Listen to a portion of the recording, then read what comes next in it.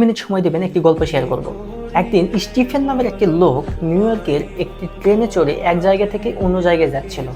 সাধারণত বিদেশের ট্রেনগুলোতে হয় কি, সকল মানুষেরা চুপ করে হয় পত্রিকা পড়ে কিংবা বই পড়ে কিংবা কেউ ঘুমিয়ে ঘুমিয়ে রেস্ট নেওয়ার চেষ্টা করে, কারণ বিদেশে সবাই ব্যস্ত থাকে।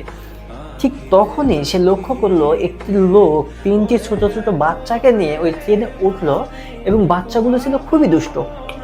ওই বাচ্চাগুলো প্রচণ্ড হইচই করতেছিল, প্রচণ্ড চিল্লাচিল্লি করতেছিল। ওই বাচ্চাগুলো এর পত্রিকা নিয়ে নিচ্ছিল, অন্য লোকের বই নিয়ে নিচ্ছিল কিংবা কারো চুল ধরে টান দিচ্ছিল।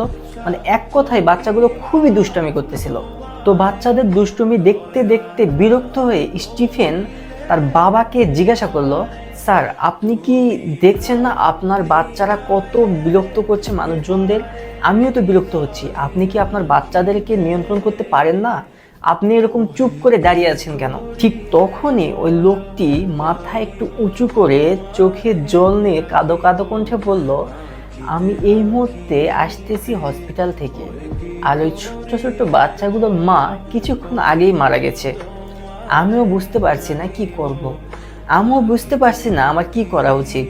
আমিও বুঝতে পারছি না আমার এই বাচ্চাগুলোকে থামানো উচিত না এই বাচ্চাগুলোকে কি বোঝানো উচিত। ঠিক তখনই স্টিফেন চুপ হয়ে যায় আর উপলব্ধি করেছিল, আমরা শুধু মানুষের আচরণ দেখি, আমরা মানুষের অস্বাভাবিক চলাফেরা দেখি, কিন্তু আমরা কখনো তার ভিতরের গল্পটা জানার চেষ্টা করি না। আর এই গল্পটি আমাদের শিক্ষা দেয়, একজন মানুষের ভেতরের গল্পটি জানা জরুরি। একজন মানুষকে অস্বাভাবিক দেখলে তার সঙ্গে কথা বলা জরুরি এবং তার ভেতরের গল্পটি জানা জরুরি। গল্পটি আমি পেলাম স্টিফেন আর কভির লেখা the subway story from 7 habits of highly effective people এই বই থেকে।